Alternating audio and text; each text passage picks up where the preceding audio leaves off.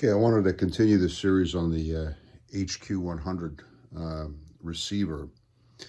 I'm opening with this view of the receiver because I think it really captures some of the beauty of the thing. The first, I think it's the three-dimensionality of an old tube-type receiver, and you can see it here. The glowing fire bottles, or thermotrons, as Grayson Evans would point out, the big tuning capacitors, the transformer, the dial lights. I like the look of this thing, and I like to work on it. I'm looking at the front panel. You know, in the latest podcast, Pete commented on the die-cast front panel of the HQ-100, and how that was kind of an expensive thing to do, or a complicated thing to do. And I got to laugh because I was looking at the manual, which I have sitting over there next to it. Manual probably printed 1956 to 1962, and it refers to the front panel as futuristic. I guess this is what they thought the future would look like in 1956 or so. They were quite a bit off the mark.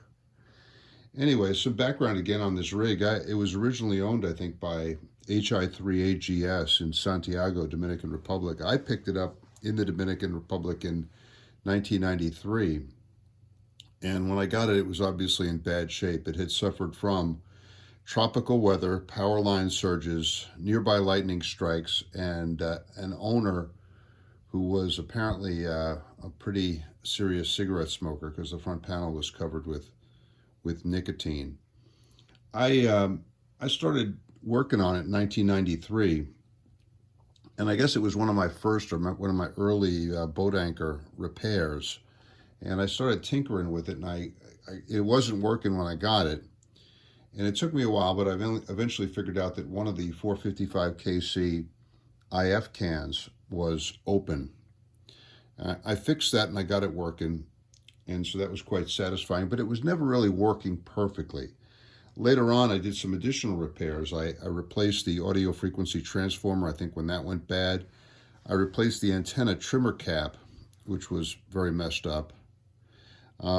There's the audio section in the HQ-100 and in some of the early Hammarlund receivers got bad reviews in the on the internet, in the ham radio corners of the internet, and they had a circuit there called a variable negative feedback circuit, and the AM window and several other articles recommended just removing this thing, and I did, and it immediately sounded better. I used the receiver kind of in its sort of working state on 160 meter AM, 75 meter AM, and 40 meter AM, usually with my DX100 transmitter from K2ZA. Thank you, John. But it never really was working 100% up to snuff, and that kind of bothered me, so I wanted to work on it. So recently, when the receiver obviously needed some deoxit, some contact cleaner on the switches, I took it off the top of the DX100, moved it over here to the workbench, and started working on it. Our friend Dave K8WPE has observed that we can learn a lot even from old receivers, even receivers that we've had for a long time. Now, I've had this thing for 30 years now, almost 30 years. I've had the Drake 2B a lot longer than that, probably 20 years longer than that.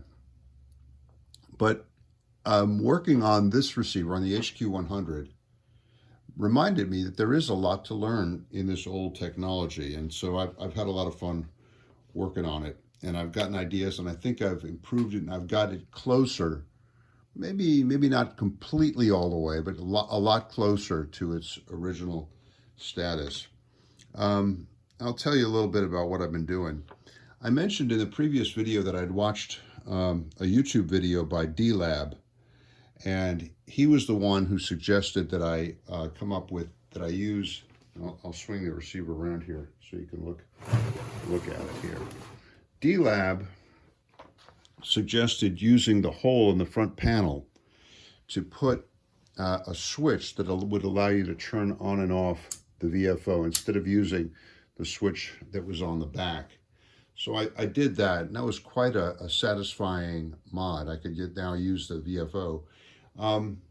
D-Lab also talked about the Q multiplier and how to get the Q multiplier working properly. And I started playing around with that, trying to understand how best to use the Q multiplier, perhaps in coordination where, in simultaneous with using the BFO. The BFO is really the 100 kc crystal calibrator, but with the crystal replaced by a 455 kc crystal. So it becomes kind of an oscillator right in the middle of the passband of the HQ-100.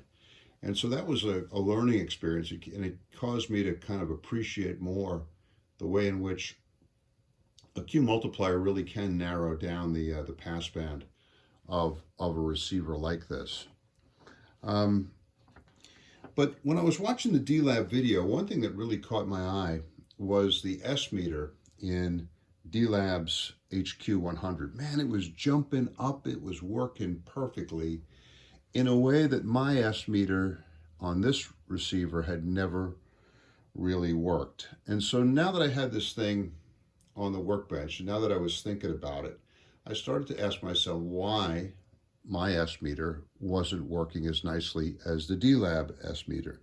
And this led me into a kind of a chain of troubleshooting and repair that I actually found quite satisfying.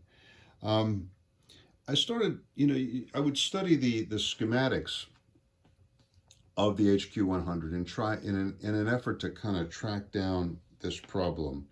The schematic in the manual indicated that the S meter in the HQ-100 is audio derived, and it is applied to two tubes, one of the RF amplifier and one of the IF amplifiers.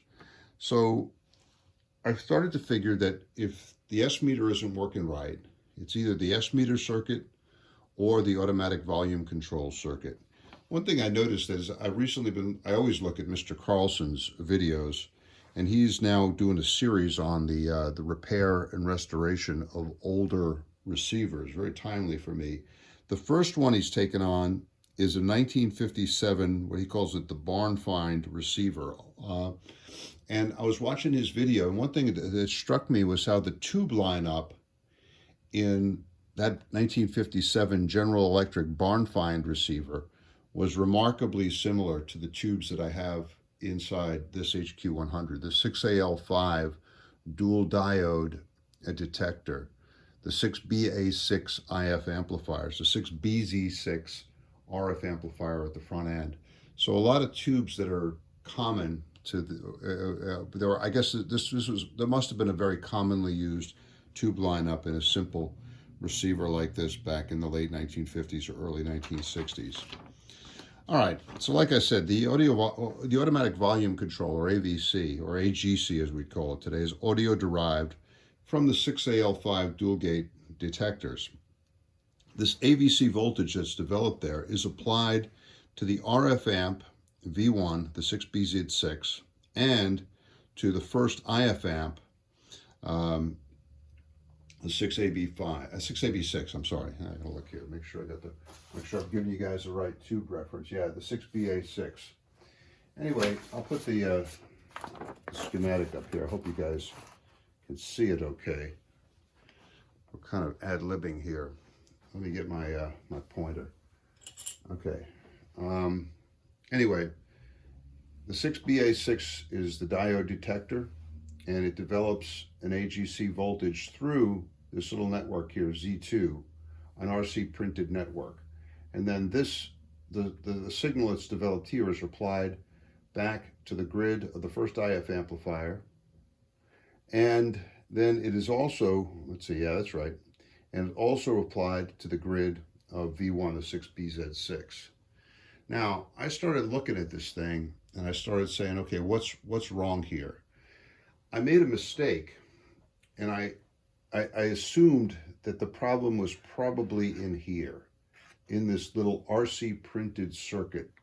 They call it a couplet or something like that. I'm hoping I'm pronouncing it right. but maybe not. But anyway, I looked at that thing and I said, man, if that part is bad, there's no way I'm going to get a replacement part for it. So what I decided to do was just to build another one. And so I homebrewed another one. And there it is. You can see I just took a little piece of like perf board. It's nothing but a bunch of caps and resistors. And it's got 5 little output wires coming out of it. So I basically reproduced my own version of Z2. And I was hoping that would be the cause of the problem. And then when I put this thing in the receiver, that it would work properly. Unfortunately, that didn't happen. It didn't happen. I put this thing in there to replace to replace Z2, but unfortunately, the problems persisted, and it was the same as before. So anyway, I wasted a lot of time building my own version of Z2, and I probably could have avoided that with a little bit more thoughtful troubleshooting. All right, so then I started looking, okay, we know that this thing is producing the AGC voltage. I can see the AGC voltage showing up on the grid of V5 when I would tune across a strong signal or put a signal from the signal generator in there. I would notice that the AGC voltage would go way up on V5. I should have, but I didn't. I should have also taken a look and see if the AGC voltage was arriving at V1. That would have been an important clue, and I didn't do that. But then I did, and when I put the voltmeter there and started to see if I was seeing a similar effect, guess what? The AGC voltage was not arriving at V1. Now, this probably explains why I didn't notice a big effect when I threw the switch. You see there's a switch here on the front panel, the manual and AVC switch. And I just didn't notice much of a difference at all when I threw that switch, and I should have, but I didn't. I should have noticed that, but I didn't. And now the fact that the AVC voltage is not arriving at this tube is an important clue. So now I started tracing. Okay, let's follow it back. And where does this signal come from? The signal goes through this resistor, R2, and it wasn't making it there. Then it would come back and it would go through R3. R3 is a 10K resistor. I could see the AGC voltage on one side, but not on the other. So the AGC voltage is making it to R3, but then it's not making it up to, that's R1 up there. Is that R1? Yeah, it's not making it up to R1. So the problem is somewhere between R1 and R3. And what happens here is the signal goes through this switch and these transformers. That's really the only thing between the two. So now I figured, okay, I'm going to look at these transformers. Now I had problems with a transformer before caused by what I suspected was a nearby lightning strike. But now I want to find out where is the problem in here. So I start poking around and disconnecting the various transformers. I was reminded of something. When I was doing the alignment on this receiver, I was taking notes as I went through. The alignment procedures are pretty straightforward, but I noticed here, I wrote down 10 megahertz antenna peak, not so good. The 10 megahertz antenna peak, not so good. And so then I said, okay, wait a second, that's an important clue. And what I was saying was that when I was trying to peak the signal on the antenna, you trying to peak one of these coils, on the 10 megahertz coil, I wasn't seeing a peak. That's pretty bad. I just sort of skipped over it for a while. I didn't really think about it. But when I started to re-scrutinize this section, I realized that T4 deserved a lot of attention. So what I did was I went through and basically disconnected parts, first half and the other half of these. And I didn't see a change until I got to T4. I started at T1 and worked my way up. When I got to T4, when I took it out of the circuit, basically disconnected both the primary and the secondary of T4 from the circuit, suddenly AGC voltage was making it up to V1. And oh, happy day, my S meter was bouncing pretty much the way the D-Lab S meter was bouncing.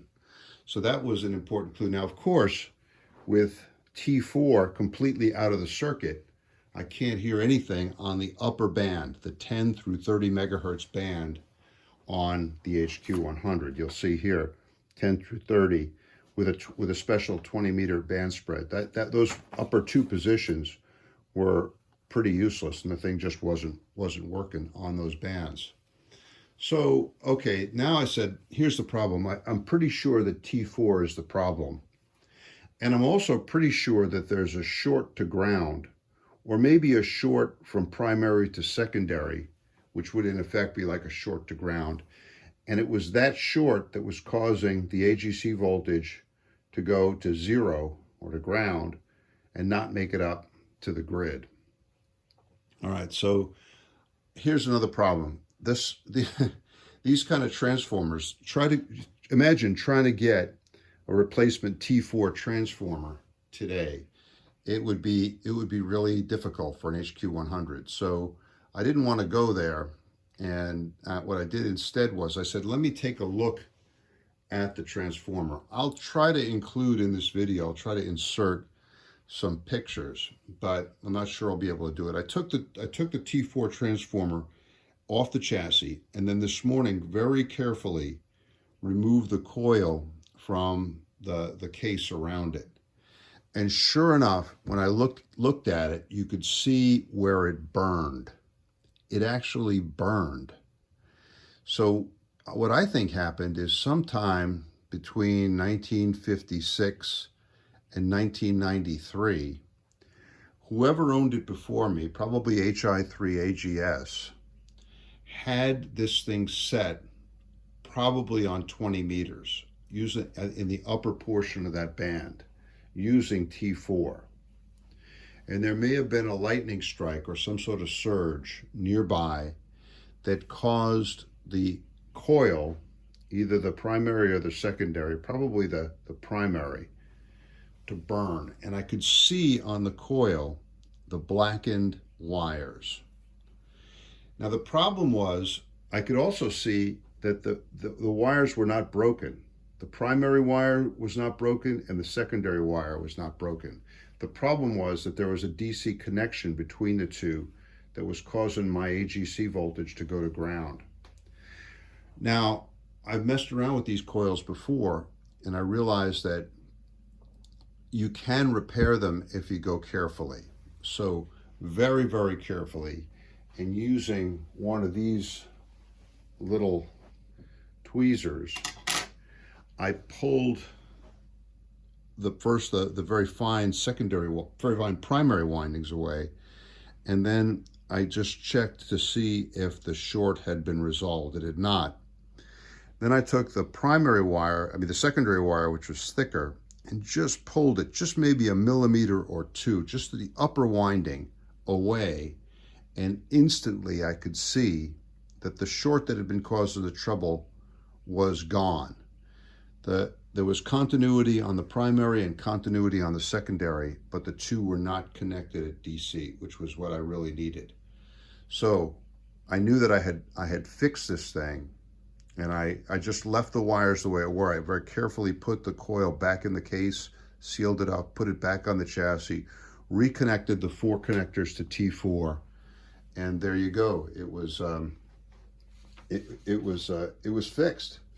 And I turned the receiver on, and now I was able to peak up properly the antenna coil for the 10 to 30 megahertz band, and it really, really works very, very well. And I'm really happy now. I can sit here and do shortwave listening. I enjoy shortwave listening with this thing. It sounds great on AM.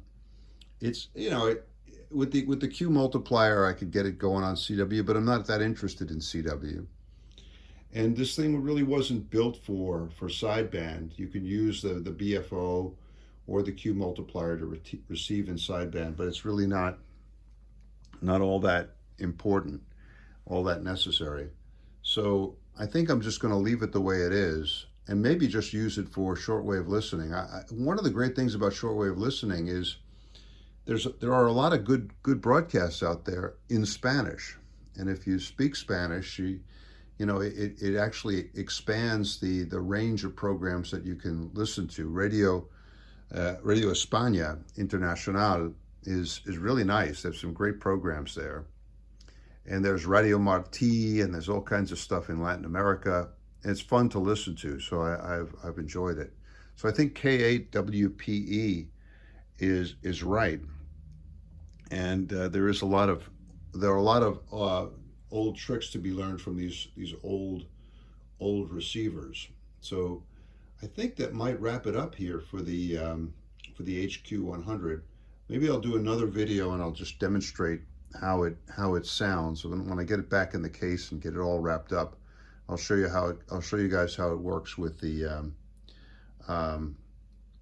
Q multiplier on AM, how it works with the BFO, how you can really use a receiver like this. But very, very simple, kind of the low end HQ receiver of its day. But I think also that it actually gets, because it's so broad, it actually gets better marks as an AM receiver than some of the more advanced Hammarlund receivers that came later on. So I'm really liking this thing and having a lot of fun with it. 3 cheers for the Hammarlund HQ-100, and thanks for everybody who's provided info and inspiration on getting this thing going. Oops, sorry about that. 7-3 from Northern Virginia.